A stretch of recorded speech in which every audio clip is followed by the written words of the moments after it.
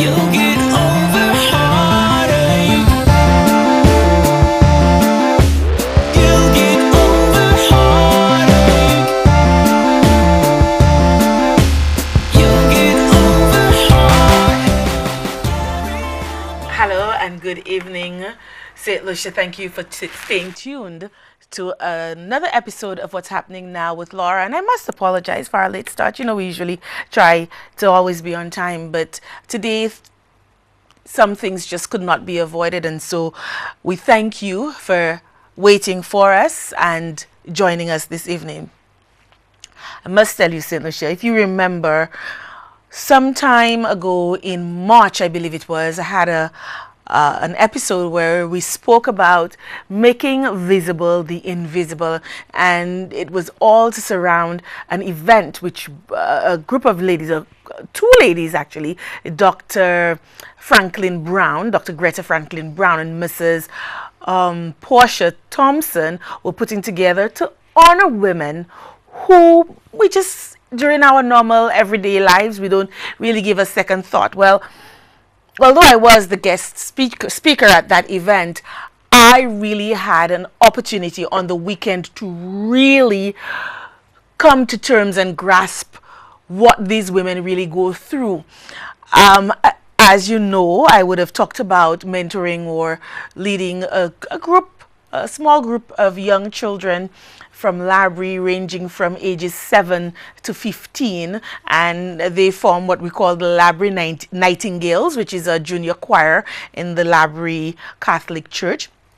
And they're on a quest to raise funds for a number of things, part of which is to get their gowns so that when they perform and when they sing in church, they can be garbed in their choir gowns. So we were raising funds for that over the weekend during the Easter break, the Easter long weekend. And usually Laborie has an Easter bazaar every year. And so they decided that they wanted to have a barbecue, and they wanted to sell barbecue chicken and fish and hot dogs and bakes. And I said, you guys, this is very time consuming and this is very labor intensive. And they said, oh, miss, we will do it. We will have fun. We'll come. We'll get to everything. I said, I'm not helping. I'm just coming to supervise. Miss, we'll get everything done. And so said, so done.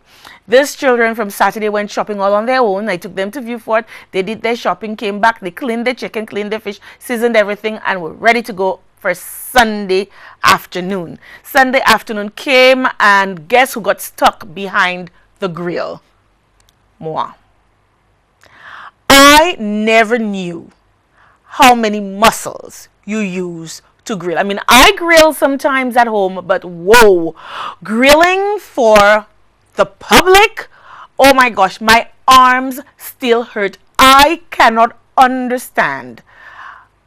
Yet I have a full appreciation and kudos to those people, the women in particular, who grill every day, every weekend, and are able to get up the next day to do it all over again. My arms hurt, my butt cheeks hurt, my legs hurt, everything hurt. And let me tell you, I discovered body parts I never knew I had or what their purpose was. So let me just tell you, kudos to those women who do this all the time, because I certainly couldn't do it 2 days in a row. I couldn't do it 2 years in a row, much less 2 days in a row. So that was my little excitement and adventure for the weekend. I want to touch a little bit on the Babonneau vigilante justice situation that went down on the weekend. And I understand why some people, and you know, people like Rick have spoken about that all the time, that eventually, if we do not get a handle on the criminal situation in St. Lucia, the people will revolt, the people will rise up, and there's going to be pandemonium, and they're going to take the justice into their own hands. And so said, so done on Sunday, wherein a bandit or two came into an establishment, and guess what? The patrons, like the owners, had had enough. And I saw some of those bloody pictures, and I would not want to wish that beating on my worst enemy. But you know what? I sort of understand the frustration. coming from a background where you've been robbed before, where you feel your privacy has been violated, where you feel that your hard work is going for somebody else's enjoyment, I kind of understand. And I recall, I think it was last year in Carolee, where another young man attempted to break and enter into someone's home and got the whipping of his life.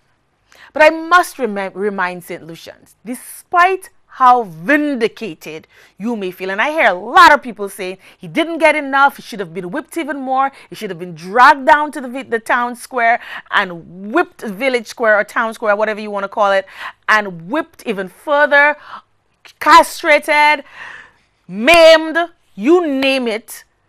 As horrendous as it may sound, people conceived it. And I fear that one day, if they can conceive it, they will do it. They will do it. And I think it is even more imperative that we get a handle on the crime situation in St. Lucia, because we just cannot afford any more vigilante justice going on. We may just have some, what's this guy name called? He's a 70s, 80s star. I think his name was Branson, and he had this, there's movies, lots of parts of it, vigilante justice or something, something. And let me tell you something.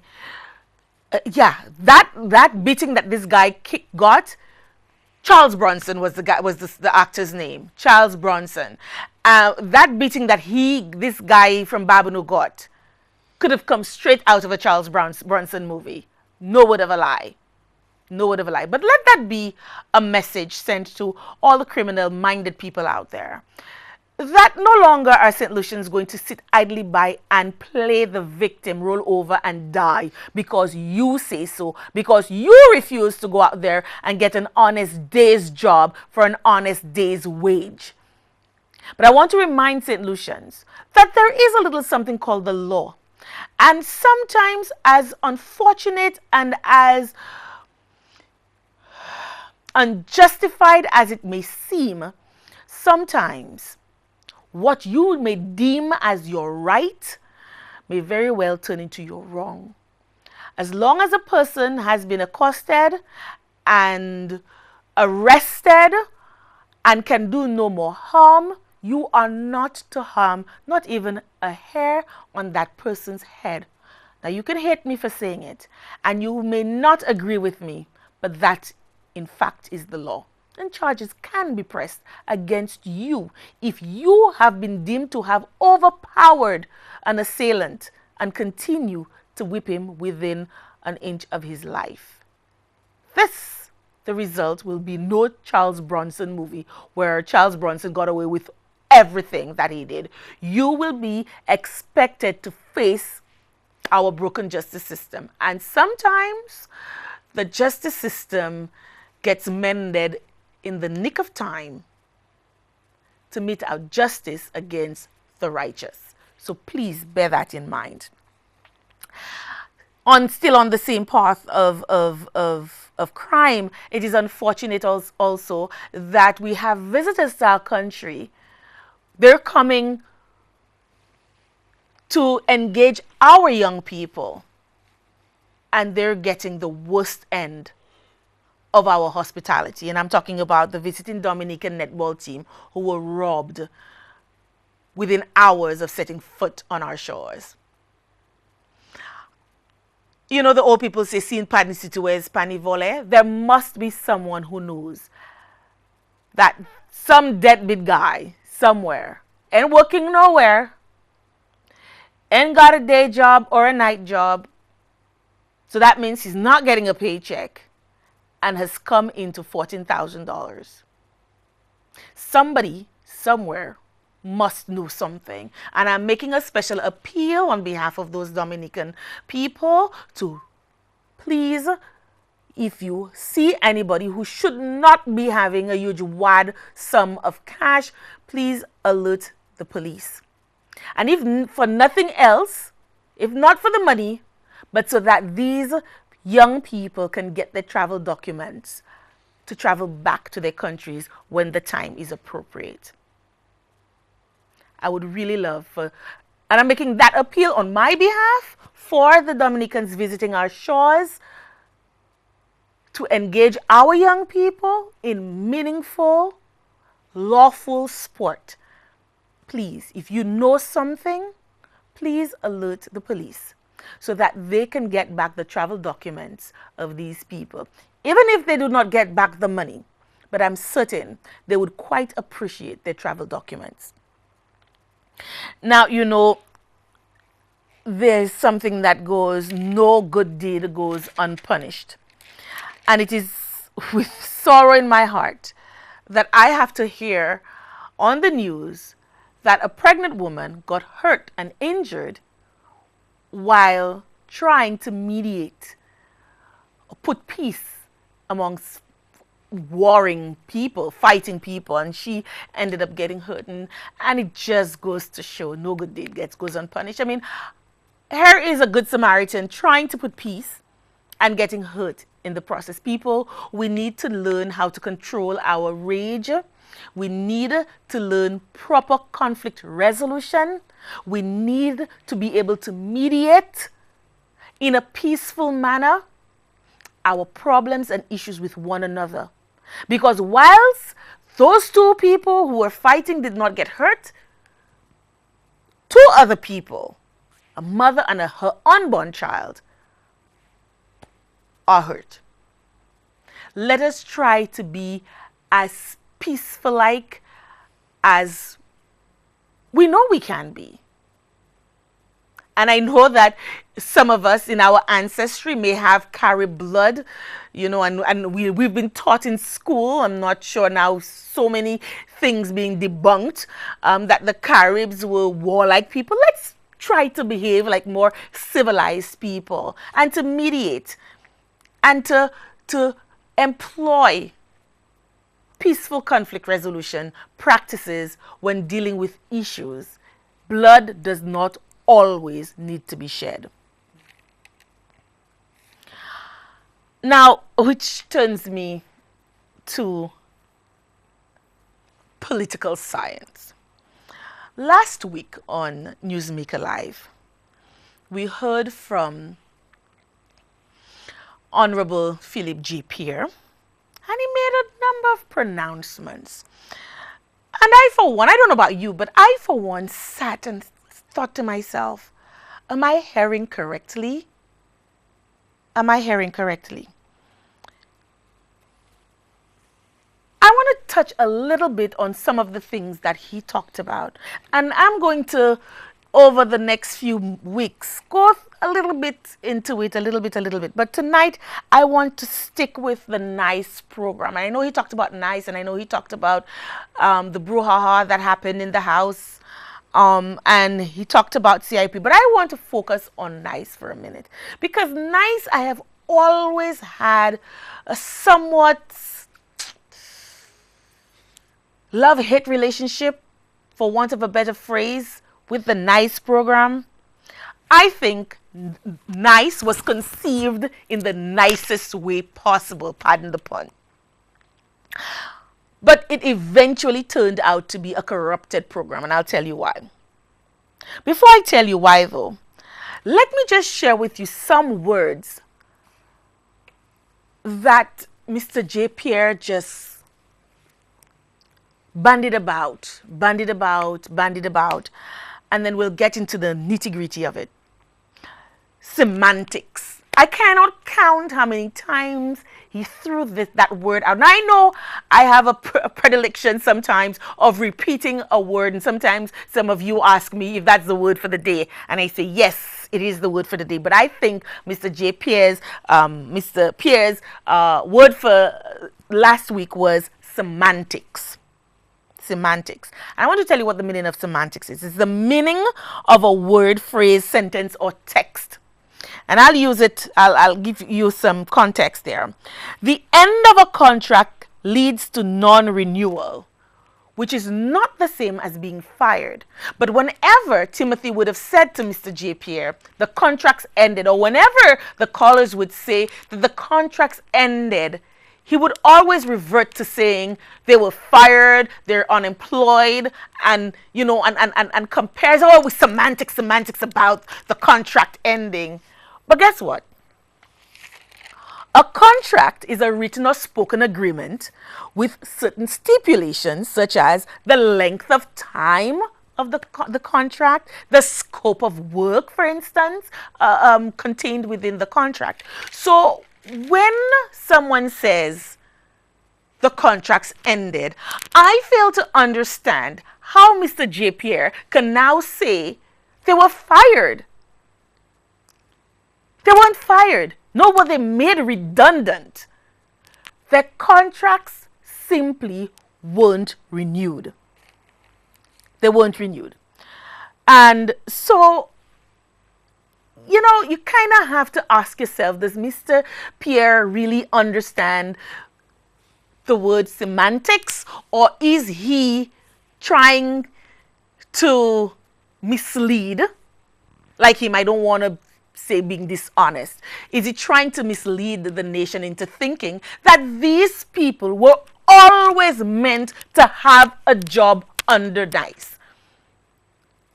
And later on, we will understand what NICE really was intended to be. And why is it that it is not semantics when anybody says the contracts ended and these people ought not to be creating a fuss? That is not to say that if I'm working on a contract, my contract has ended and it was not renewed, that I would not be annoyed and worried about the future and what to happen, particularly if I did not make provisions for the future. Of course I would be worried. Of course I would be upset, so to speak. Nobody wants to say that they're to blame for their situation. Everybody wants to point the finger at somebody, and oftentimes government is the culprit. Government gets the short end of the stick, and most times they deserve it. But for Mr. JP, a seasoned politician, to say that people are playing semantics with saying that the contracts were ended, I don't understand. I don't understand it at all. Now, I often wonder, Mr. Pierre kept alluding to the fact that 1,200 or 2,000 people, I may have the figures a little off from what he said, but we know that that it's 2,000 people who were supposedly employed in the NICE, but maybe 1,200 people are now unemployed out of the NICE program because they kept a few people from certain aspects of NICE. But let's just say the 2,000 people who were supposed to have been employed under NICE their contracts were not renewed.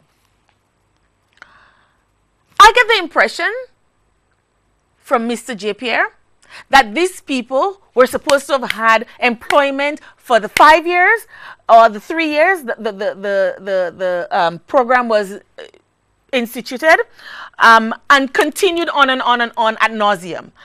And let's hear where he talks about, where he has I think it's a slip of the tongue, because previous to that he kept saying, oh, it's not, we're not saying that they cannot be renewed, that the contracts are not ended, but then he says something about the contracts, nothing says the contracts should not be renewed for 5 years. I would like to think that he had a slip of the tongue. The slip of the tongue. So that's why there was a political fallout when 90% of the people, because 90% of the people were SNP supporters. So let's hear that again. Let's hear that again. So I think we used the wrong clip. That's not the clip that I wanted. That's not the, but anyway, we'll get back to that. Oh, let's see.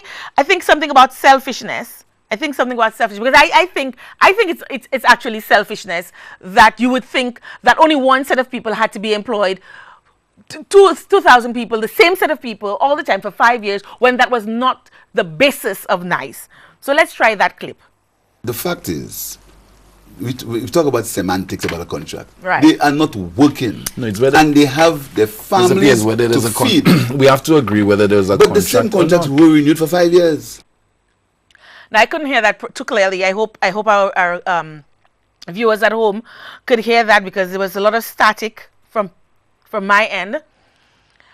But what he's saying there is that he doesn't see why that these people the contract could not have been renewed for 5 years. There's something called a wage bill. There's something called the cost of this contract. And there's something called the weight of that having to fall on taxpayers. Having to fall on taxpayers.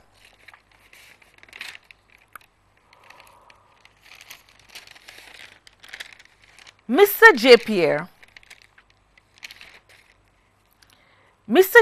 wants to talk about political victimization, and he goes on to say about whenever the government or whenever the party does not make up government, then it's natural for them to feel victimized and for them to feel put out. But who are the ones creating that divide and that victimization? And is it really victimization, or is it the perceived victimization? Is it perceived victimization? Now let's listen to what Mr. JP had to say on that. Yes. It's left to the government. The government has a responsibility to govern the country, and the opposition has a responsibility to help the government, if the government allows it to, run the country properly. When you have a situation where as soon as the government gets into power, it goes on a rampage of victimization, of vindictiveness, of exclusion, etc. You see, people feel that once they are out of government, or the parties out of power, they are victimized. People feel that once their party is out of government, that they are victimized. People feel, but are these people truly victimized? Are they really victimized? Because if you say to me, and going back to NICE, we're going to talk about what NICE really and truly was supposed to be. If NICE was supposed to have employed 2,000 people every year for certain purposes, and I think the purposes were three. There was a three-pronged approach to NICE. 3 reasons why people would have been employed under NICE. And every year you were supposed to rotate, but the same people kept getting their contracts renewed time after time. If another administration comes in and decides, you know what, this is not the purpose for which NICE was intended, and now creates the situation where the employment opportunity, and I use that term lightly, is rotated, how is it that people are being victimized? How is it that people... So in 3 years, where 6,000 people should have come through the NICE program, but only 2,000 came through, the other people who are eligible or who were eligible to be employed under NICE, did they not feel victimized? Whether they were SLP, UWP, PLP, whatever P, 120. I mean, seriously. You want to talk about victimization? Let's talk about victimization. Let's talk about political division. Let's talk about perceived vindictiveness. Who were the one? Before I go there, do we remember in 1997, after the 16-1 massacre at the polls, how Sir John, a man who had led this country for over 30 years, was treated? He was persona non grata. Victimization, some might say. Vindictiveness, some might say. Let's talk about division. Remember between 1997 and 2001, 2006, where party colors were introduced into parliament. Parliamentarians were now wearing political colors. I never knew that growing up. Political colors in Parliament. It was obvious, it was blatant, and you talk about division. You want to talk about division, Mr. Pierre. You want to talk about victimization, and you want to talk about vindictiveness. You, a politician who has excoriated practically every politician on the opposite side, made to feel small and look even less.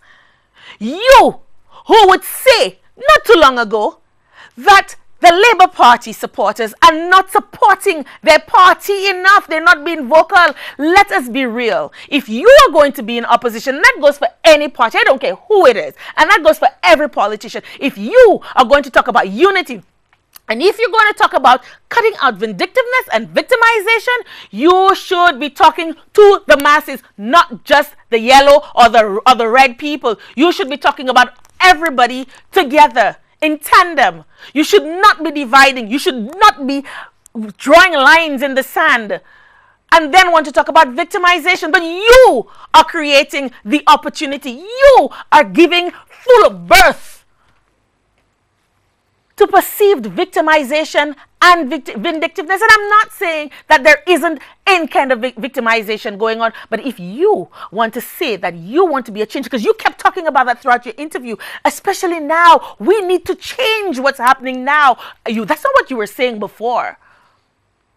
But we need to change what's going on now, and you want to talk about victimization? And you want to say that people think, people feel. That's what people feel. But are they really being victimized? Are they really being victimized? Why don't you create a forum, a platform where people can say, hey, maybe government didn't think of that. What about those of us who take care of the elderly, and maybe they didn't think about it because now that part of the program has not been cut. But what about the foster care? Did foster care, because I heard some people talking about foster care, did foster care fall under NICE? I didn't see that anywhere in any documentation that I perused for NICE about foster care. So if foster care was cut off, then there must be some sort of recourse. But you don't encourage people in their feeling of inadequacy and their feeling of victimization when truly, really and truly, there may not be any victimization going on. This is ridiculous. And he kept talking about something called an economic tool. He kept saying that NICE was supposed to have been an economic tool. Let's hear his exact words on what NICE was supposed to be. The NICE program was a direct economic tool. A direct economic tool. Now, I will go into what NICE was really supposed to be. NICE. And some of you may be very surprised at what NICE initially was supposed to be. The National Initiative to Create Employment was born out of a need to generate sustainable employment. Remember that word, sustainable employment, because I'll go back to explaining what sustainable employment should be. And if you can find a semblance of NICE in there, please let me know and explain it to me as you would explain it to a baby.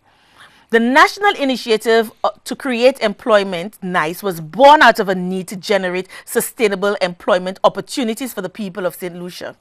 It was established by the then government, and NICE was officially launched in 2012. Since then, the program, which has a lifespan of 3 years in the first instance, has employed over 2,000 St. Lucians throughout the public and private sectors. NICE has also helped small and micro businesses in the agro-processing, manufacturing, and creative industry. But I know that there were people, businesses, which by no stretch of the imagination could be considered small, who benefited from NICE. And guess what?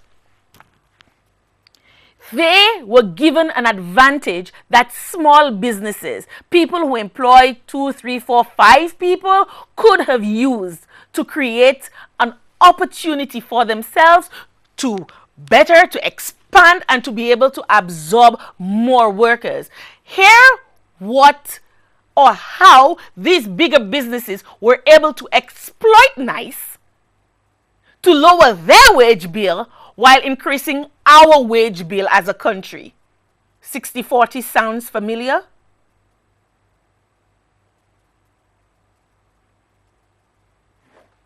Yes, please. The government wasn't paying the salaries for them. That's not true. What they did, just to get the same training that you were speaking about, the employer, I think, paid 40% and the government paid 60%. So the employer now, rather than paying us, let's use for, ease of computing, math is not my forte. Instead of paying an employee $100, would now be paying an employee $40, and government would now be paying $60. Right? So now they can hire people, cheaper labor, and to be more competitive than the smaller business, which NICE was supposed to assist in the first place.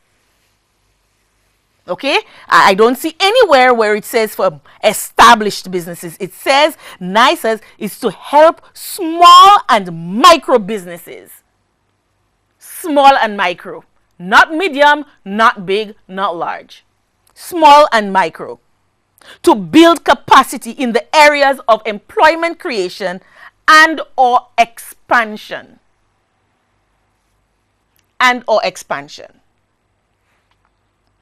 NICE is funded by the government of St. Lucia. If I lie after the website, NICE website. NICE is funded by the government of St. Lucia, not by a friendly government, not by the Venezuelans, not by anybody else, but by the government of St. Lucia. When the government of St. Lucia funds something, you know what happens? It's you and I funding it. I don't have any problems with our government training our people and giving them the opportunities to be employed. But when some people have a sense of entitlement and they want to talk to those of us who are paying their wages about that sense of entitlement, when some people are getting paid and have never worked a day in the NICE program, but getting paid under NICE, we have a right to stand up and say, what in the devil's name is going on? I don't have a problem with our people being trained. But when the forensics lab has been closed for many months now, and a lab technician is being paid under NICE, you have to ask yourself what the heck is going on. And when ITC persons are being paid to be in an ITC lab and that lab has never been opened, you gotta ask yourself, does that make any sense? That making sense to you? That don't make any sense. That don't make any kind of sense. So we have to start asking the hard questions. Asking Mr. Pierre, what is it NICE really was supposed to have been doing? So when he talks about 2,000 people or 1,200 people who now are on the breadline, there are bona fide people who were on the breadline, who continue to be on the breadline, who are on the breadline, who will continue to be on the breadline, and did not get a handout, which begs the question, was NICE a nice way of paying political favors? We've got to ask ourselves these questions because some of the numbers don't compute. Some of the numbers don't compute. And I was one, carte blanche, I was against NICE until I realized that there were actually some aspects of NICE that were nice. For instance, the elderly health care, of course, but even that needed to be scrutinized better. What needs assessments were made? How many field officers went throughout the various communities and assessed the needs? How is it that some people who ought not to have been recipients of a healthcare worker were? You see, at the end of the day, we want to have a social conscience, but we have to be mindful that we have a pocket that has limited depth. And if you keep pushing and pushing, eventually you'll make a hole and you will still get nothing. NICE is primarily responsible For the Jobs Initiative, that is the Joint Opportunities for Building St. Lucia, which is a direct intervention focusing on government's job creation program, which will create immediate employment. Where was the job creation? Did we not just place people in slots where there were no opportunities? Like they were not even there before, and we just created one. Is that the opportunities that we're talking about? Now, I told you about the sustainable employment. I'm coming to that soon. Right? I'm coming to that soon. Jobs Initiative of the NICE program has 3 components. A national apprenticeship, and I've got to stick on that one for a little bit. National apprentice. You know what an apprentice is? Apprentice is somebody who comes and understudies an expert in a field. So for instance, I am not a nurse, but I want to be a nurse. I can't yet afford to go to nursing school. So I will come in as a nurse's aide and I will understudy a nurse. That is an apprentice. I am not a cook, but I want to be a cook. So I will be placed in a kitchen to understudy a cook, learn from that cook, and hopefully at the end of my apprenticeship, I will be able to go out there and get a job as a cook. For instance, school leavers, they would be asked for relevant experience, and they would have had no experience, and that to my mind is where NICE would have come in. So I want to be a chef, so I will come in and I will understudy a cook or a chef or whatever, and then when I leave, I now have a character reference. 1, I have experience under my belt. 2, I can now ask for employment elsewhere and confidently say I have experience, character reference, and hopefully some sort of certification to prove I have been through rigorous training and I can undertake the scope of work at hand. To my mind, that is what apprenticeship is. So your apprentice, under no circumstances, and most apprentices are not even paid.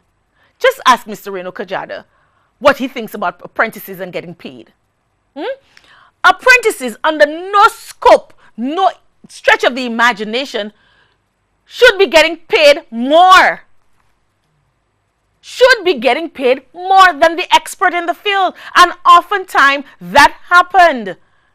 So I have been there doing this work for 15 years. I'm getting paid $1,000 and my apprentice is making $1,200 or $1,300. That making sense to you? That not making any sense to me. That's not making any kind of sense to me. So we've got to ask ourselves, who footing the bill for that? And when these apprentices go out there in the real workforce, are they going to have a realistic expectation of a salary when they have been privileged to be getting higher wages than what the market can absorb? I have nothing against those people under NICE. I am talking strictly from a national point of view. So hate me if you want, I'm just the bearer of the bad news. Okay? And we're saying that it is also one of the other components, a placement constituency projects and infrastructure program. I guess that's the T Canal and the contracts we're getting to build the little roads all over the place. Those were that I cannot understand if I am outside of St. Lucia. And I know that for a fact.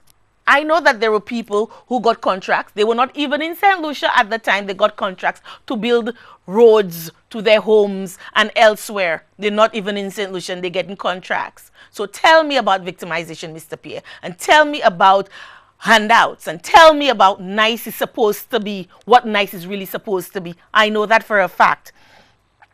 And it's supposed to be a small business. Again, the word small. Small business targeted assistance program. Not for established businesses, medium or large. Small, even micro. So how is it that some established businesses would have gotten the opportunity to only spend 40 cents on the dollar while we, the taxpayers, get to foot the other 60 cents and smaller businesses don't have that access? That cannot be right. That cannot be right. So, Mr. Pierre, you're speaking out of both sides of your mouth. You didn't think that people were listening and hearing and understanding and going through those things.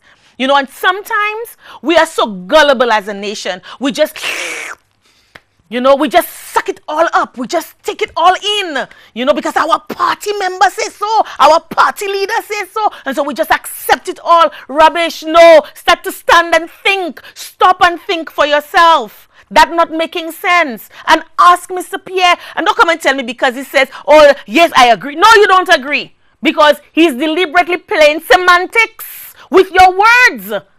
He said that word maybe 100 times last week. And every time he was so skillful at getting those callers to agree, yes, but no. No. The answer is no, Mr. Pierre. No. Objectives of this initiative are as follows: to facilitate an increase in the skills profile of the population, and I'm all for that, because our previous Prime Minister said at least 67%, and I hope I have the figures right in my head, of the population are not skilled. Or is it 87%? Not skilled to handle or to fill in the jobs that are available. So yes, that was what NICE was supposed to be, a training ground to give you experience. It wasn't for one set. It was for at least 6,000 people. Because for a 3-year program, every year you contracted 2,000 people. So at least 6,000 people, and hopefully the majority of whom would have been young people coming out of school who needed those additional skills so that they can go out and say, yes, I have relevant work experience, because that's what we, the people who are employing people, the managers and the business owners, the entrepreneurs, we're asking for experienced people. We don't have the time to train people, and if we're going to train people, we need some assistance, and that is what the program, NICE program, was supposed to be, but not for established businesses, but for small and micro businesses, not established businesses. So it cannot be right that people were being placed in more established businesses. That doesn't make sense. That is wrong. This is not what NICE was set up for. It wasn't. Right? And then we talk about skills of the population through accredited high quality education, training and certification, create employment opportunities for participants through on-the-job training experience, enhance motivation, initiative, creativity and self-confidence among participants to raise the quality, relevance and cost-effectiveness of employment generation initiatives in St. Lucia. So guess what? After the year, if I feel I had 2 nice workers and they worked really well and I want to keep one or both of them, I can. But it's not for government to renew those contracts. It is for government to create the opportunities for a fresh batch of people, which is why, as cruel and as cold as it may seem that I am being to the plight of those people who no longer have NICE contracts, NICE was never supposed to be a continuous rollover, as Mr. JP alluded.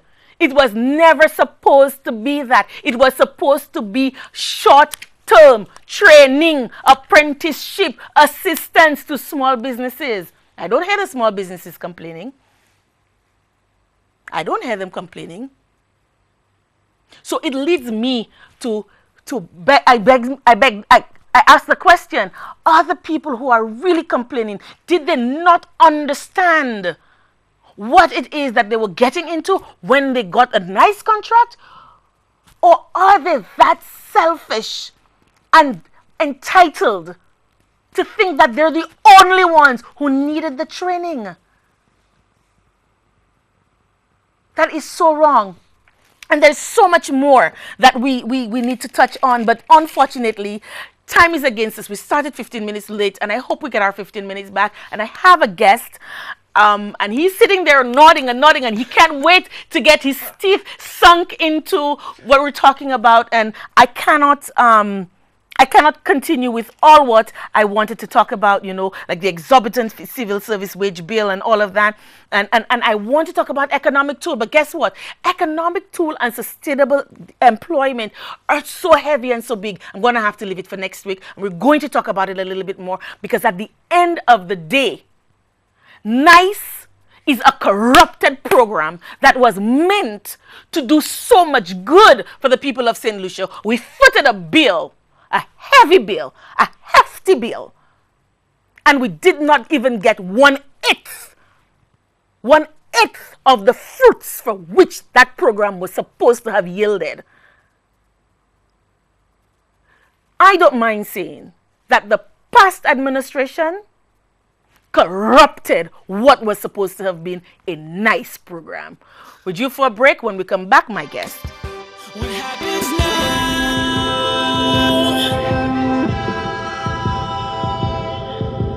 You'll get over heartache.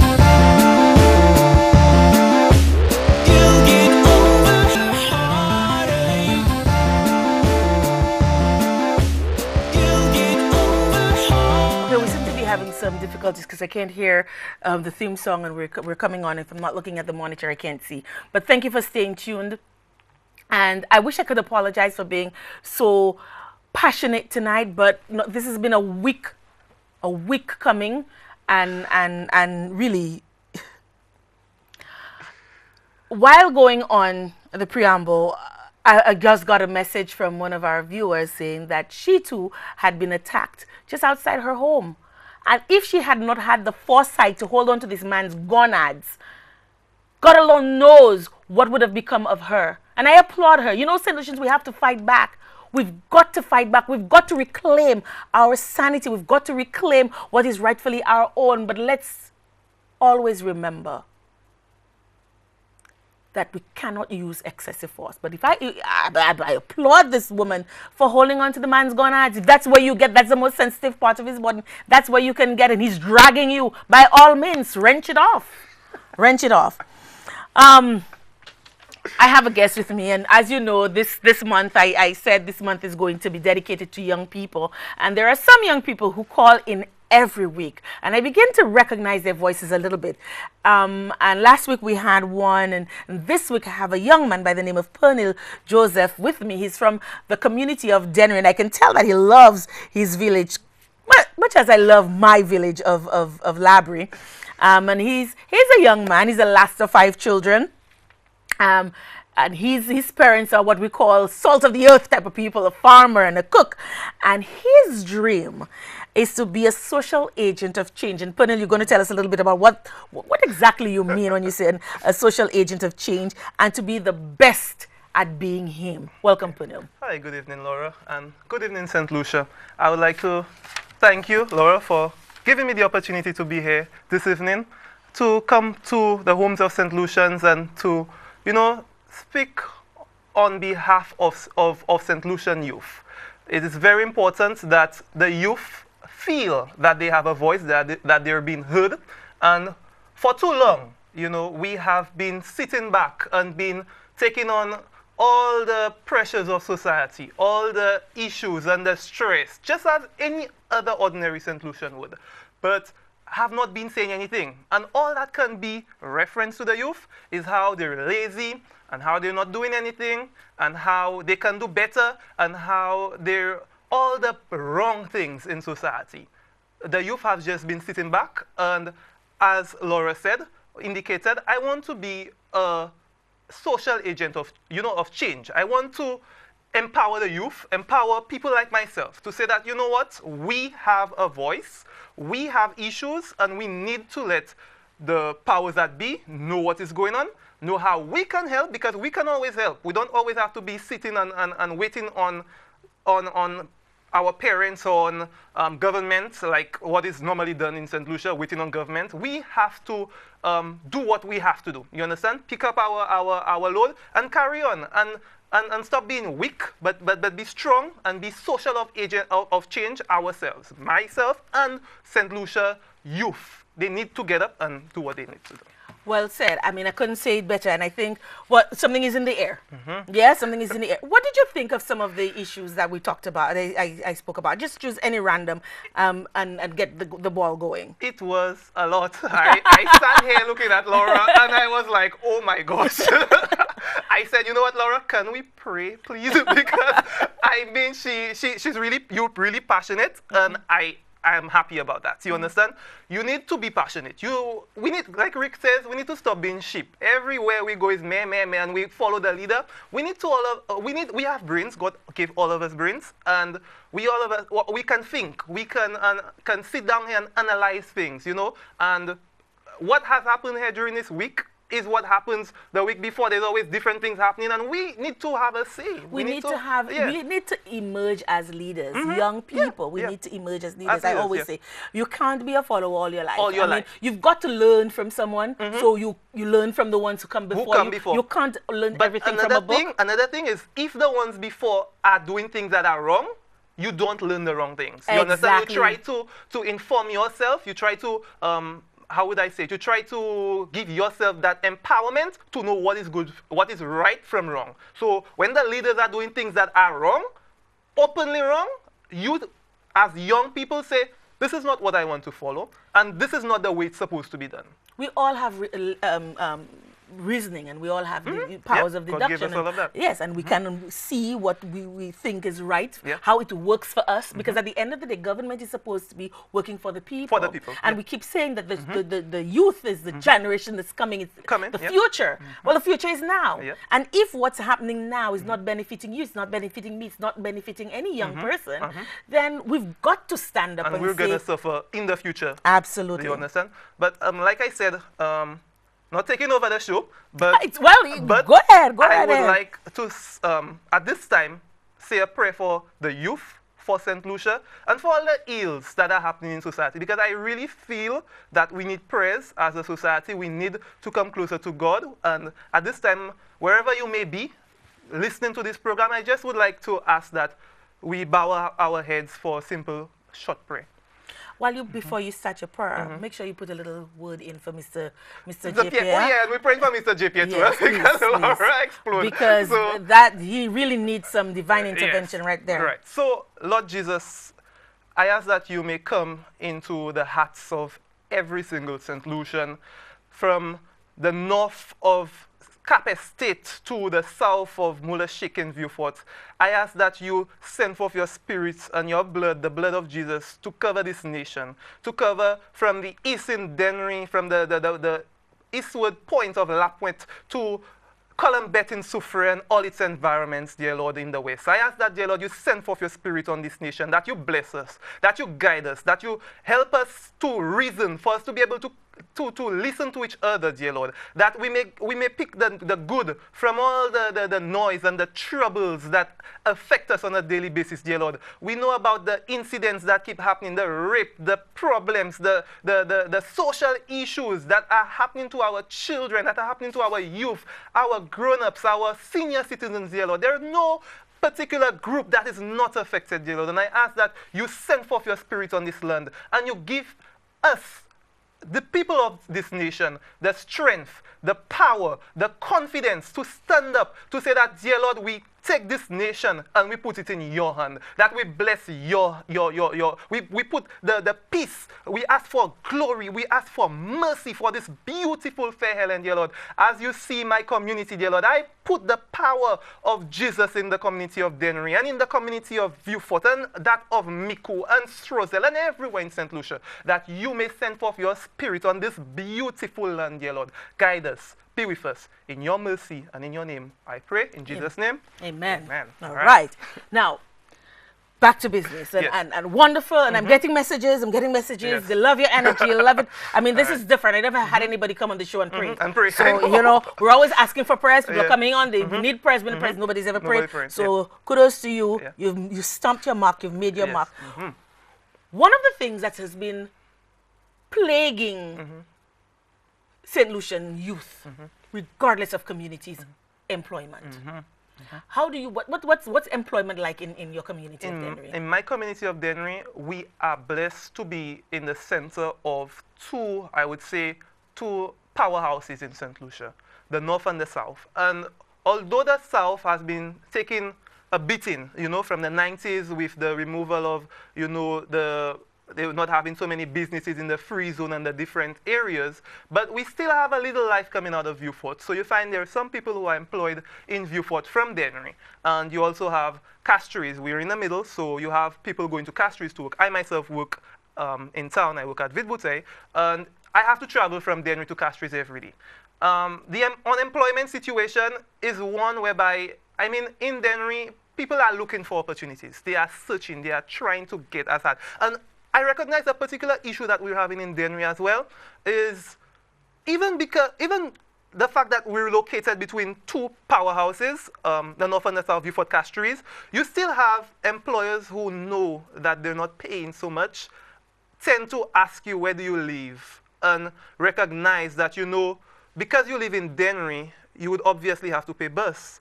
Coming to Castries every day would most probably cost, well, it's $12 a day, but it would most probably cost you around $300 or close to $300 a month. And they are kind of skeptical to hire because they already know of the situation. And they tend still happens. That still happens. Yeah, I mean, I'm significantly older than you, Peniel, but I remember when I first came back to St. Lucia, I was advised not to say that I was from Labrie because that would significantly impact my ability to attract a good job or an entry-level job wherein, you know, like you say, well, they're coming from Labrie at the time to get to Castries. Oh my goodness, I'm old. At the time, because you're saying it's costing you $12 from to both ways. At the time, it cost me $10. It would cost me $12. About from Labrie? Yes, from Labrie to Castries. Yeah, I don't want to know. I don't want to know what it costs now because I don't take the bus. But at the time, it cost me $1 to Vieux Fort and $5 from Vieux Fort to Castries. So that's $6 either way. So that's $12. So there was always the fear that, okay, if I pay you X amount of dollars, then you've got to pay, like you said, about $300 out of that. You know, and then you have to leave. You have you have to. Yeah, right. You have bills to pay and that kind of thing. Yeah. So I didn't think that still mattered. I thought people still matters. It still matters because for some weird reason, I guess our methods of payment, our how will I say? Do we even have a employment? How do you say it again? Wage rate or something? You know, minimum wage. A minimum wage is probably still stuck in the 90s. So you find that that stigma is still there. So the community has that against it, okay? And that is not just Dennery. You have it against Micoud. You having it happening against places like Soufrière and Choiseul. And Choiseul is one of the big areas that people have to just, I think the whole of Castries at some point came from Choiseul because it is just so expensive, I guess, to come from Choiseul and to probably hit Vieux Fort and from Vieux Fort hit Castries. And I just believe that that has a negative impact on the people of the South. I must say that.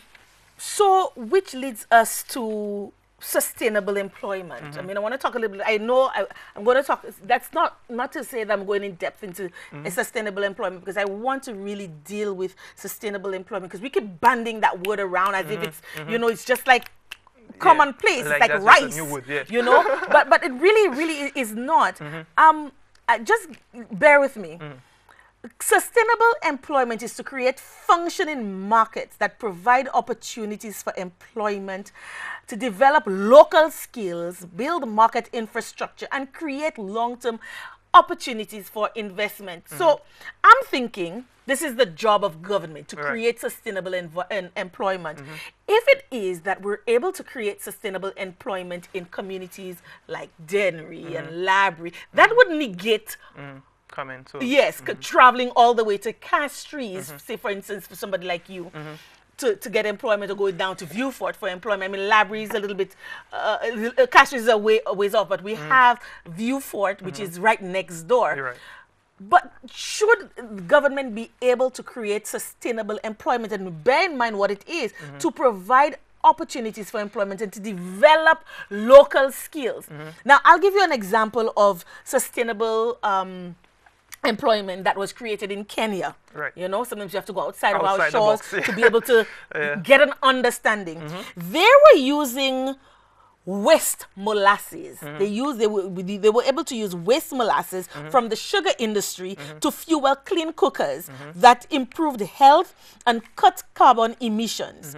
The jobs were created in the ethanol bottling plants and amongst the sales team. So there were more need for salespeople, and shop owners had another product to have another source of revenue. So it's not just putting you in a job as a cook which is commonplace. This is not sustainable Right, employment, right. but creating opportunities out of our local skills. Now in Labrie, I'll give you an example. Labrie has what it's called the Papel, which is a skills. It's like it's an arts and crafts center almost like. Now think about it. You go to the Castries market, and you want to get some little trinkets to take away Right. for your friends and family who live abroad and they probably haven't been home for a while, or you go to school abroad, maybe in the US or in Canada or the UK, and you've made friends and you come home on vacation, you want to bring something back to them. Can you find something indigenous to No. St. Lucia's? And what I've heard has, and I'm not putting a negative light on the Castries market, but what I have actually heard from individuals who come from overseas is that what you get in the Castries market, you get it in the Dominican market, and you get You it in get the it Jamaican everywhere. market and the Haitian market. You get it in Mexico and Yeah. you get it in China where these things are made. are made. So it's we have nothing that is we just take the people's thing that is ours. That is and St. we write Lucia. St. Lucia on it. Meanwhile, under it, they have not even had the foresight to remove move the the little China. gold sticker that says made in China, Yeah. which I'm not sure if that's even legal to do, Yeah. and they stick St. Lucia on it, but it's made in China. In China, yeah. Meanwhile, you've got artisans here. Where you can create an opportunity for these people, where they can have like a factory where we're producing these things. And you know what mass. what is said? Oh, the cruise ship passengers are coming and they're buying nothing. They're not buying anything because they're seeing it everywhere, the same exact thing, and maybe sometimes St. Lucia even cheaper. Not maybe, Yeah. maybe not even maybe, not sometimes. At an eighth of the price, a fraction of the cost. When I travel a little bit, and when I see things at the market selling for $20, and I know you can get that for cents on the dollar. I mean, Right. come on. Come on. And we've got artisans here that can make things uniquely St. Lucian. And I St. wish Lucian, I had some pictures. I have a friend that makes those lovely pop-up bouquets. I mean, why can't we make this thing on a mass level, Right. sell it to our vendors? Because we don't have these people at the craft market. They're not making anything. They're what we call in our local parlors weavers. So they buy things to And sell. sell, So yeah. why can't the Like people at the traders. Papel, yes, why can't people at the Papel and other little areas like that from Choiseul and make Yeah. those things, but get it for government to create an opportunity where they get the material cheaply and they can make their own things and sell, Even on that mass point, produce. even on that point, and we had that conversation at work today, and we were speaking about not even just the craft. What about food? You know, there's certain foods that we import here. We import tamarind. Why do we import tamarind Tamarind. as a nation? Why can't we package tamarind to be, up to a level, to a standard that a St. Lucian, somebody come from work very tired, can go to the supermarket and see, that looks nice, and pick it up, and the package sells the product.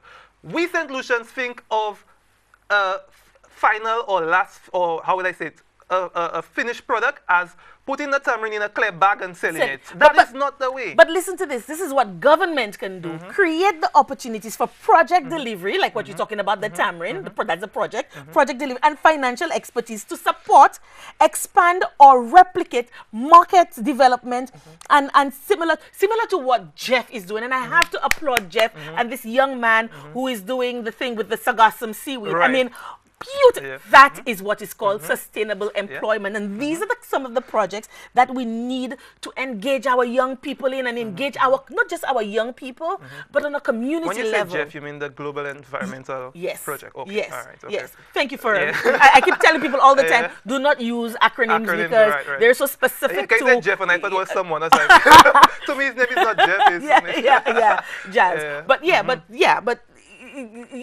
but on that point, if you would ask me what sustainable employment is to me as an individual, I would say it is not government doing the things, but we as people seeing. You see just the way Mr. Johannes saw the need and the market for having the Sargassum seaweed turn into a product. We can, as St. Lucians, look around, go overseas, look and see how things are happening in other countries, see how we can import it here in St. Lucia and develop St. Lucia or make it even better, make whatever we're doing better. You understand? There is always a need for something, somehow. There's always someone who wants something. And Absolutely. we just need to stay there and think out of the box. For Absolutely. instance, before I started working, right, I was employed or sort of semi-employed with organization from the United States, and that organization is Caribbean Sea, which is Caribbean Environmental or Student Environmental Program.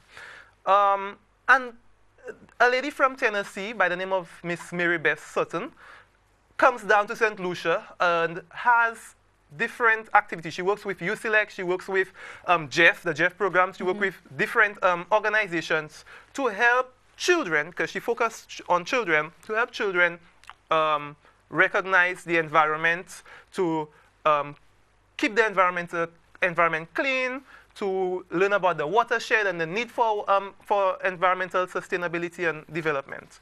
And working with her, we had a program with the Ministry of Agriculture, and that was stationed in the Dennery Valley. And that program, we basically had to test the water in the valley. That was, I think, from 2010 that happened.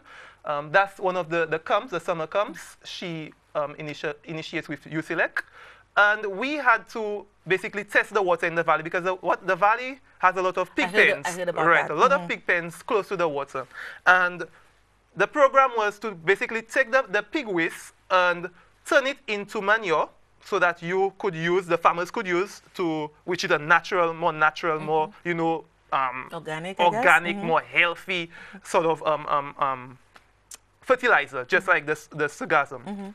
And take that manure and help with the situation in the valley, giving the farmers the fertilizer. Also, there was another program whereby they were supposed to take the pig waste and turn it into fuel. You understand? Fuel that could be used for cooking and different things like that. Similar to what the Kenyans did with the molasses. Yeah, so that was right here in St. Lucia, in the Dennery Valley, the Mabuya Valley. That was right there in Grand Riviere and Dennery Riviere. Sadly, Hurricane Thomas happened that year, and it really just destroyed the project. It went into the tanks and it filled the tanks with mud. So that was something that was not, and the owners really got inundated, they got tired, and they quit on the program. So we never were able to really recognize how much fuel, the full potential of that. And I'm saying, we are St. Lucians, we have enough people, businesses that can invest in something like that. We import fuel, we import gas, how we call it, LPG or whatever, and we complain. St. Lucians complain. Oh, that it's going up, it's going down. Why don't we try and, do our own fuel? But Pernell, this to my mind is what government's role now is. You come with the idea, create the opportunities. But government now, because hold on, hear me out. Yeah. Because at the end of the day, think about it. You're in your 20s, early 20s. Yes. You think you have the financial capability to doing that project on a scale whereby it is sustainable and that you can now sell that product and earn a living. And after all, if you were going to invest your monies in it, you're not doing it just because you're, oh my God, Mother Mary or a sister, you know what I'm saying, Sister Teresa. You're doing it because it's an investment, and your investment has to have returns, right? But you don't have that. However, government has access to different areas, like Jeff. They can get in there and say, listen, St. Lucians, this is what, I cannot give you a job. But I can create an enabling environment so that when you have your bright ideas, you can now come in and say, this is it, and say, I have the perfect opportunity for you. I've got the perfect lending agency. I've got the perfect whatever institutional building capacity agency for you. Let me connect. It's like an agency. I'm connecting, this agency with you, and let's see how you now can help to build our nation. That, to my mind, is what government is supposed to do. Not create those, as good as they are. Yes, that's a stopgap, but it's only short term. But what you're talking about now has the potential for long term. But as a young man, you've only just started working. You may be working for what, 3-4 years? You don't have that kind of finance. You can do a small project on a micro level, you could do a mock-up of the project and see, show how it can work and Right. make a presentation, Right. such as the young man with the Sagassum seaweed, Seaweed, yeah. you know, and then take it from there. But to my mind, we're so focused, government is so focused on getting the next set of votes and getting over the Yes, hump. yes. It's like, you know, you're stuck in a rut and all you want to do is just get over that hump You know what? until the next one. You know what I think is the solution to this? I think, and I'm going solutions now. Is solution? Of course, this is what it's all I about. think the This is the solution- platform. I think the solution to this is for government, people, and it was done, but I don't know what came out of it. Opposition and oppositions. I'm not saying just the St. Lucia Labour Party, but we have the LPM, we have the Lucian People Movement, the Green Party. Regardless of whether they've won a seat Won or or not, not, but they're- they represent, because people Some- voted for them, exactly. yeah? They represent some part, some element of St. Lucian society. And I believe these people, they can basically form together, come in the House of Parliament or wherever they have to, come together and basically forge a national plan, forge a 2050 plan, forge a 2060 plan. So regardless, and some people may say that's communism, but regardless of changes in government, regardless of changes in political structure, I mean that vision is there. And that vision breaks whether it is Labour or Flubber or LPM or whoever that's in there. There is that vision, and we want to see ourselves at that point by that year. And that, to me, can break all this votes and do this and manipulations and what was the word? Victimization. Victimization and another one? Vindictiveness, Vindictiveness and division. And that, you know, we have our first call online. So, but I want to come back to ask you if you think it's time for us to change the way we vote and Yes. our political affiliation. we should have changed it yesterday. We've got a first call online. Thank you for holding and thank you for calling. What's happening now with Laura? What's on your mind? Hello? Did we lose the call? Okay, I'm so sorry, but keep calling. And I'm sorry I didn't open the lines, but the lines are now open, so you can interface with us. Punil, I'm going to have to bring you back. Okay. We have our next call online. Hi, what's on your mind? I just want to tell you to continue the good job you're doing because I very like listening to your program and I'm very interested in your program. Thank you, thank you. It's very lovely. And the young man that there from Dennery, he may be my relative or he talk good. I love to say that. Great, wonderful. About a nice program, I will miss that program if I don't hear from you today. You will you will need the program? Yes, I will miss it because I always talk about that night wasn't the right. Right. I always say that. Yeah. So continue the work, please. Thank you so much. Have Thank a you good so much. night. Thank you. You And too. a good time for the rest of our for you to continue to make St. Lucia wise. Great. Thank you so much. Yeah. Right. Yeah, so this is the caller. Punil wasn't hearing, so I'm just going to tell you. He was saying that it's a good program and he wants us to continue doing what we're doing. Okay. Great. So you were saying, I wanted to ask you. So I asked you, Right. do you think that it's time for us to change the way we think? Because we're only thinking red and yellow, red and yellow. Maybe it's a time for young people to rise up and present themselves to the electorate. Right. We have a call online. Thank you for calling. Hello, good night. Hi, good night. Good evening. Oh, I love you, my lady. Thank you. And I am blessed tonight. You know why? Tell me. Because of the prayer. Oh, wonderful. Wonderful. Isn't he a brilliant prayer warrior? Well, I'm touched by that prayer. And Thank you, caller. And I wish that every session they have on that screen, they would begin it with a prayer. With a prayer. Because we really need prayer. That is so true. And I always telling you that I admire your encouragement every time you have a program. Thank you. Thank you. And we're learning a lot from you and you're teaching us. Thank Gentleman, thank Good you. evening. Thank you. I like your smile and everything about you. Hey, thanks. All right. Thank you so Good much for night. calling. Good night. Yeah. So you were saying. Yeah, now imagine, I didn't even reach at my agenda tonight. I wanted to speak about the environment, about education, about culture, about the need for national youth mentorship program, for the need for a better healthcare system, for the need, I mean, there's so much for agriculture, for... We have a call. We have a call online. Thank you for calling. What's on your Yes, mind? good evening. Hi, good night. Good night. Well, I'm from Vieux-Fort, and I just want to let the people know I'm originally from Vieux-Fort Town.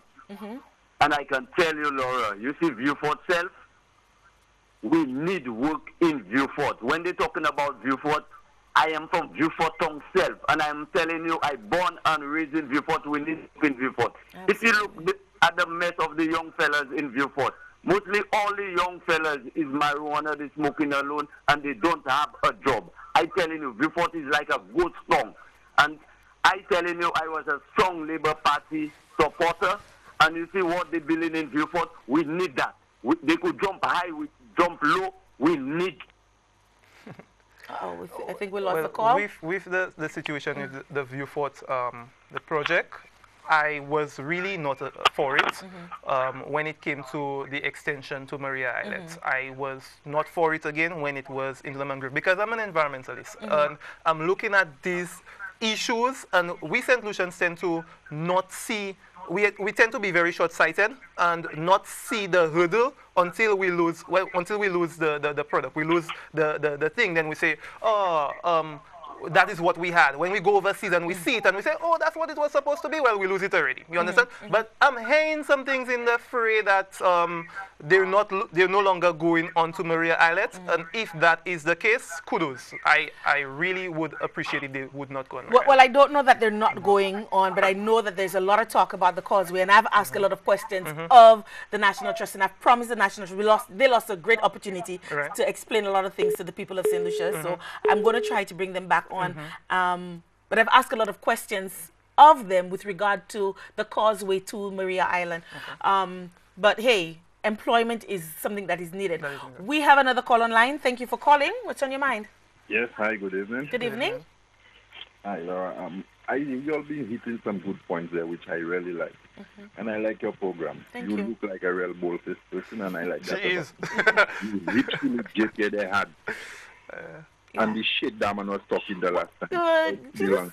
Yeah, let's be a little respectful, even though we may not like the person, but you know. Yeah. Respect to that anyway. With the Vieux-Fort project, I have no problem with that. The island, I have no problem with that. That's why for too long I know that piece of island there is contributing nothing to the island. Nothing. For me, I would build a causeway to it, and I would charge 10 US or 15 US for whichever tourist that want to go there and sightsee. I would put a tour guide there or 3-4 tour guides there. The same 10 US or 15 US, we take that, we clean the place, we keep it up to date. That is one. Soufrière, they doesn't want the dolphin park in Grosville. We could take that in Soufrière, man. I know, right? I know, right? You know the number of communities that I've heard that want that dolphin park. I heard Denry wanted. No, we don't want it. Oh yeah. No, but seriously, I heard Denry wanted it. I mean, so many other people. Yeah. And we have the depth for it too. So I don't know if them people not for development of St. Lucia or them man just for development of the pocket. Right. Because Soufrière have been contributed for 20 years, I know for sure. Well, Soufrière is supposed to be the tourism mecca of St. Lucia, but you would never guess it by looking at the infrastructure of Soufrière. I mean, everything is concentrated in the north of the island. For 20 years, he said that he's for the people. You could come have a look at Soufrière. I have friends and families coming from overseas. The only difference you see in Soufrière is the colors of the roofs. You know, Caribbean Metro come with some color roofs. Like the only thing you're going to see in Soufrière. Oh my gosh. The wooden houses turn into walls. To wall houses. Friends, the roads is in a mess. For the tourist mecca, I think is the tourist mecca. Now, you know, caller, when it comes to historic buildings, in the United States and other countries, they actually appreciate their buildings so much that you may look at a building as looking old and whatever, but in the United States, they look at the golf and the architecture and these things, that they appreciate it and they renovate it and they develop it. You know, they uplift it. They don't just break it down and turn it to wall, because these buildings actually have history. You know, and you could tell the history, the families, the society has built around them, you know, and in St. Lucia, we just break it down and put wall houses. But you know what, Peniel? But we still come up with the wall house and we don't make it an old-fashioned structure. Yeah. True. But thank you so much, caller, for your contribution. We appreciate that. But you need to hit on Pierre again on the night thing. That was never for St. Lucia, man. We will finish the conversation on the nice and looking into the depth what Mr. Pierre has postulated. But thank you so much for calling. But Peniel, one of the things that I was going to say is that for us to appreciate, we have to maintain. So it's no sense having a building that's already broken down, that is a menace, it's a hazard, and then try to restore it because it's no good. You can't restore, you've got to rebuild. We have another call online. Thank you for calling. Good evening. I was listening to your program and I heard about the 60-40. So I was wondering, if the government is supposed to pay 60%, right? For those persons who are working in the government institutions, like the school, as a librarian, and Caller, we're Okay, having you have feedback. an extreme feedback. You need to turn down the volume on your Volume of the television. yes. hold on, okay. Alright. I can finally say that now. Yes. So Caller? you know what Yeah, we're dealing caller. with when we hear the feedback. You were speaking about the 60-40. I can still hear the feedback. Oh, really? Okay, you better now? You were speaking about the 60-40. So I was wondering, for the persons working in the government establishments like the schools, as a cook and as a librarian, therefore the government was paying the entire 100%? Or? Yeah, because no it's private sector. the 60-40 was supposed to be for like the apprenticeship program and for the small business, not the apprenticeship, sorry, for the small business institutional widening or whatever it is. So the business would pay 40% and the government would pay 60%. The employee under the NICE program would have gotten the training that they ordinarily wouldn't have gotten, and it would be at a fraction of the cost to government and at a fraction of the cost to the employer. So anything to do with the public sector, since it's not there's no private sector in institution involved, it would be fully covered by the government. Okay, thank you for calling.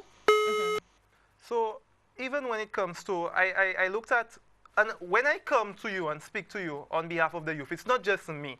I spoke to the Denver Environmental Club, CIA. I spoke to another group that we have, which is the, I forget the name, but. We have another call online? Whomever, hi, caller. Okay, we lost the so call. they- But hold on. Callers, I know you're excited and the show this evening is very vibrant and it's happening and you're enjoying it. But please, once you hear the phone is ringing, that means you've gotten the line. Just lower the volume of your television because you're going to hear us through your telephone because we're getting a terrible feedback and it goes straight through our brain. It's not very nice. We have another call online. Hello? Yes, so the No? other group I was talking about was the rising motivators. We met with these individuals, these young people, and we tried to find out what do you all want as youth. Yeah. We have another call online. Hello? Hello, good night, Miss Laura. Hi, good night. I like your program very much. Thank you. And it's the first time I'm calling your program. I'm sorry, that's the first time calling? Yes. Okay. But I have been, with you all the time. Okay. Okay. I call to support the caller before the last about the island. 100%. That man hit the nail on the head. What are we doing if this island just standing there as what I may say? Is a very good thing if you can contribute something for the country. What is it we're having there for? Is it a bunch of flowers we have there or what? Well, there are a number of endemic species from what I understand. There is the St. Lucian racer and the St. Lucian whiptail, which is found only in St. Lucia. The whiptail is a lizard and the racer is a snake. Now, apparently, the snake is so fast, which is why it's called a racer, you hardly ever see it. But these are the two endemic species that are found only on Maria Island. So, But yeah, me, it's what a nature reserve. To generate some money for St. Lucia. But Of course, because so many people would like to see what is going on there and so on. You only having Well, you've got- getting more jobs and anything like that. It's having true. people to guide the people so they do not damage or do anything bad, harm anything over there. And then this is how it's going to generate some money for the country. It is true, caller. I understand what you're saying, but you must also recognize that a lot of the times when we look at development, we have to look at development on a whole basis. It's not only we want the money, the money, the money, the money. We have to think of the future. In the future, how it is that we're going to use that project, that area. Will it continue? Is it sustainable? Is it something that will always be there for the 100 years? Will it be there? You understand? Now, he's going to give us an idea of what to do. Yeah. Now, anyway, if all this thing is not going to be destroyed, the island is there for years before we was born and years to come, it will live forever and ever. That's one. Secondly, the thing that on it is not going to be destroyed because you having two guys there to guide the people. Number two, I'm going to generate some income for the country. So what is it you think better that could be done? Remember, caller. Remember, caller. Before the last quarter, he done it really good. And I can't see how somebody will tell me they do not want to do something like that. What are you doing there? I think, caller, thank you so much for calling. Thank you so much for calling. With the islets and the whole situation in Vieux Fort is large enough to hold the project. I do not feel the need to go on the islet. And the caller spoke about having finances being brought to the islet or making the islet generate funds. The islet, as it is, already generates some funds. What is the fund? But that's the thing. Through the National Trust. Well, what is it? I'll tell you something. There is a whole bunch of people who will never go to the island because they're like me. Boat. I am not going on that little canoe again. Never. Well, we probably need better transportation to the island. There you go. And so these are the plans that we need to know. What are the plans for the island? And how are we going to be able to access? We have another call. All right, yeah. Hello? Yes, we have a call online. Thank you for calling. Yes, good evening, Laura. Good evening, sir. And good evening to your guest. Good evening, sir. Laura, I will tell you something. I beg to differ a bit with your guest. Let's hear you. Because Laura, if maybe you're young, you cannot remember Pigeon Island in 1973. Okay. You're certainly right about that. when Sir John come up with the idea of building the causeway, Laura, it was hell in St. Lucia with the opposition. Also, they were persuading people not to allow him to take their lands and do not sell for him and that kind of thing. And look at Pigeon Island right now. Now, the marina, the Rodney Bay Marina, Laura, and maybe you're still young again and you might not know the integrity of the Rodney Bay Marina. There was swamp and mosquitoes and just name it, everything disgusting you could talk about. And when Sir John said, you know something, we're going to dredge that area to build a marina. Laura, it was hell again. Look at the marina right now. Our marina is rated one of the best in the Caribbean. Okay, and it is employing how many people? The Pigeon Island is employing how many people? And look at Hess, when Hess was coming. Okay, what happened? The opposition at the time, they tear the contract document, okay, in the House of Parliament. The contract that Hess and the government of St. Lucia, they tear it up. And how many people has Hess employed? And how many schools has Hess built? And even right now, they sell to Bukai. How many people are still employed with Bukai? So, in truth and in fact, I am passionate about environment. I am passionate about a lot of things, natural reserve in St. Lucia. But, you know, when it comes to development and to employ and to feed the people of the nation, Laura, I will disagree with certain things that are not good in certain agreement.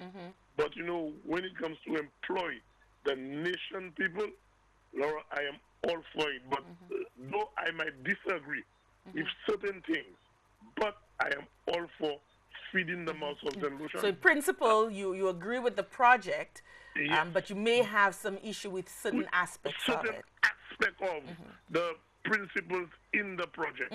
But apart from that, Laura, I am all for development and to feed the people of St. Lucia. Thanks very much. You're very welcome. I think and some the caller talked about all of those great projects, but then I remember the Frigate area and the disaster of the Parody. The Parody. And so you're right. That we is have to because think that about really- those things. that really hit Was that home. our last call? Yeah. Okay. That really hit home because Le Paradis, the Le Paradis area is technically Dennery.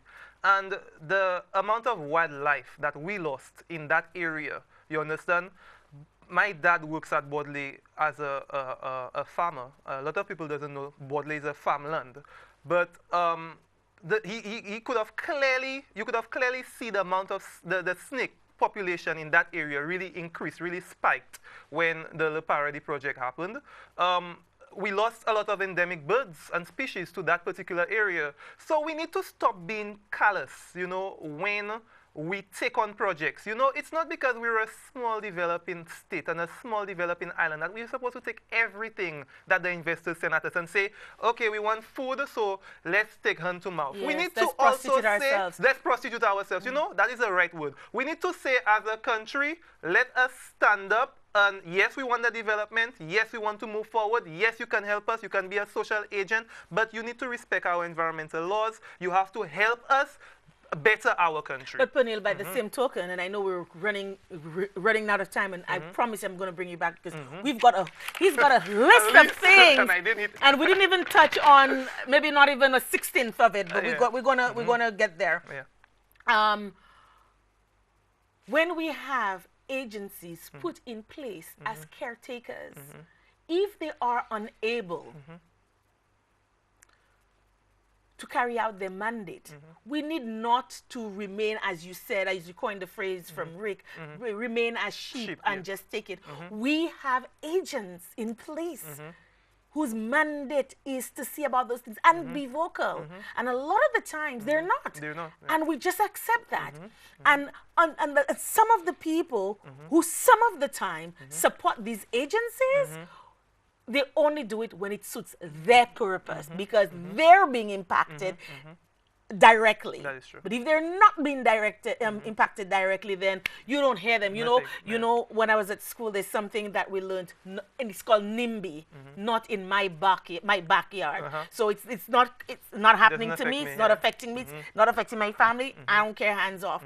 But if it's going to impact me, it's going to impact my family, then I'm going to be all up in arms. And we need people to be all up in arms all of the time when the issues fall within the same parameters. But that's for another show. Final few minutes.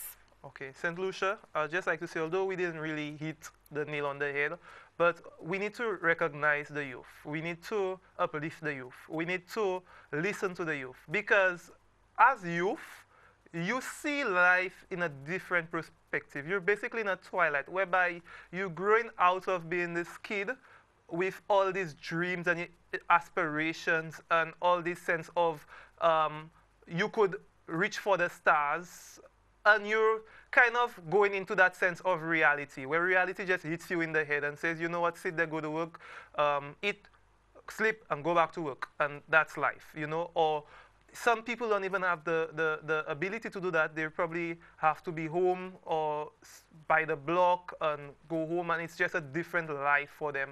And, you know, that reality hits you. So as a young person, you're not as cooked, you know, you're not cooked as the grown-up. Jaded. You're not, you know, you kind of going there, but you're in between, you know, and you see things in a different perspective. You see hope, you see change, you see the youthfulness of life. You see the fact that you can probably still change or do something. There's that hope. You know, there's hope. You're not as conservative as everyone else because you're a little, you know, progressive. You have that little progressiveness in you. And I'm just asking tonight that the youth of St. Lucia look at. I'm not saying I'm the best example, but you know, if I can come on Laura's show and speak on issues that affect me, that affect us, that affect us as a people, we can do imagine what we can do as a group. Imagine what we can do as a society. So let me just take this time to also say the Denver Environmental Club wants to have a movie night, and the movie is entitled Who Are You? I believe that's the title is from the National Trust. Or in partnership with the National Trust. We're still trying to get things together, but we're hoping that the people of Dennery, the Valley, can really come in and look at the movie. Hopefully we could have it. We'll give more information about it. Is it a free airing? It is free. When are you looking at We're having looking that? at May 1st. May It is 1st? not concrete yet, but we're trying to get things together. Also, the Environmental Club, again, in collaborations with, I think, Earth Day, we would like to have a cleanup in one of our areas that is really dirty. You know, a lot of solid waste. And let me just take, because the environment was one of the topics I had to speak about. Let me just say, as St. Lucians, we need to be more caring of our environment. We are a set of dirty people. And it is sad that, you know, we throw garbage in our yards. We throw garbage on the road, we throw garbage everywhere, and as if, you know, somebody will pick it up. And that stupid phrase that if I do not clean, that is Dennery by the by the seafront. If they don't throw the garbage, somebody will not get a job. That is ridiculous. That is nonsensical and backward. We need to recognize that we need to clean our environment, keep it clean, so maybe again the nice jobs or the this jobs or the that jobs that will be there of the day can go to something that is better suited for our development, for the development of our children, and not picking up trash that we St. Lucians could simply say, grass by the side of the road. You know, or cutting grass by the side of the road that's gonna grow back anyway, you understand? And throwing and picking up garbage, you know, that we could have simply kept in our bag and dispose of in a meaningful, clean way, you understand? So we need to clean our act. Let me just thank two people, my Home Depot crew, my family and friends, CIA, Cleaners in Action in Dennery, Environmental Group, Rising Motivation. Thank you so much, Peniel, for being here. And I promise, I mean, there's two people that young people have had on the show who I absolutely have to bring back. I want to thank you so much for being my guest and being patient with me while I went on my rant. And for being such a good sport. Again, St. Lucia, we're all out of time. Thank you so much for tuning in, and thank you so much for coming back week after week after week. And I promise we're going to continue on our in-depth look of Mr. Philip J. Pierre's presentation to us, the citizens of St. Lucia. Until then, adieu.